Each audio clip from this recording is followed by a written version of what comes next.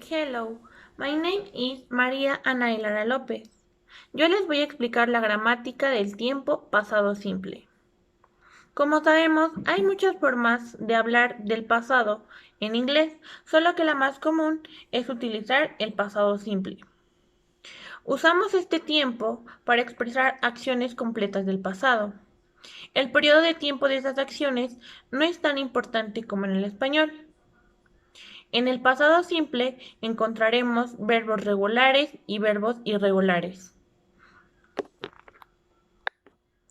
Verbos regulares. El pasado simple se forma agregando la terminación ed al final de un verbo. Y la forma es la misma para todas las personas. For example, work es worked, dance es danced, cook es cooked, create es create, entre otros. Para verbos que terminan con la letra E, únicamente agregamos la letra D para cumplir con la estructura del verbo. For example, chunk es changed. Si el verbo termina con una vocal corta y una consonante, excepto Y o W, se duplica la consonante final para cumplir con la estructura del verbo. For example, stop sería stopped. Con verbos que terminan en una consonante y una Y, se cambia la Y por una I latina para cumplir con la estructura del verbo y al final se le agrega la terminación ed. For example, study sería studied, tree sería treed. En este caso hay excepción con algunos verbos, por ejemplo con el verbo play, ya que este verbo no permite que la Y sea reemplazada por una I latina para formar su forma pasada. Así que únicamente se le agrega ed al verbo que quedaría siendo played. Continuamos con los verbos irregulares. Algunos verbos forman su pasado de una forma diferente. Estamos hablando de los verbos irregulares, que a comparación de los verbos regulares, a estos no se les agrega la terminación ed.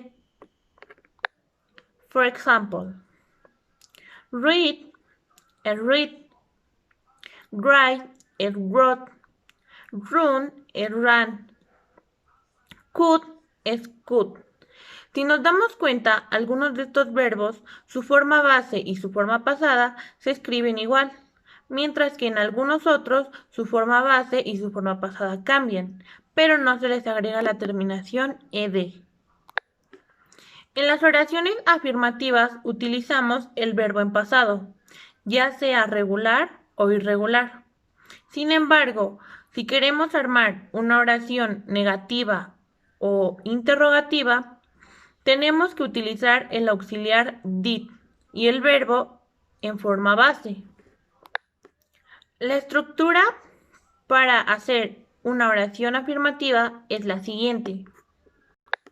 Comenzamos con el sujeto, seguimos con el verbo en pasado y terminamos con el complemento.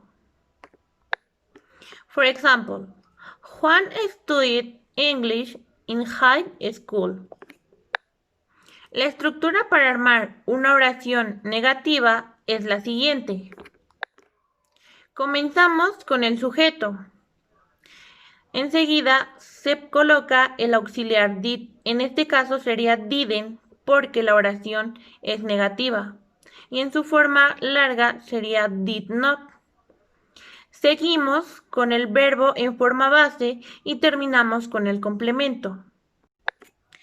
For example, Juan didn't study French in high school. La estructura para hacer una oración interrogativa es la siguiente. Comenzamos poniendo el auxiliar did. Enseguida se coloca el sujeto, después el verbo en forma base, seguimos con el complemento y no debemos olvidar poner el signo interrogativo. For example, Did Juan study English in high school? Como es una pregunta interrogativa, tiene dos posibles respuestas. La primera sería yes, he did o no, he didn't.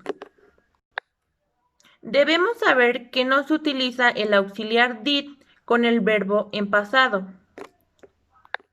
For example, didn't, when, ya que eso sería incorrecto. Thank you. Bye.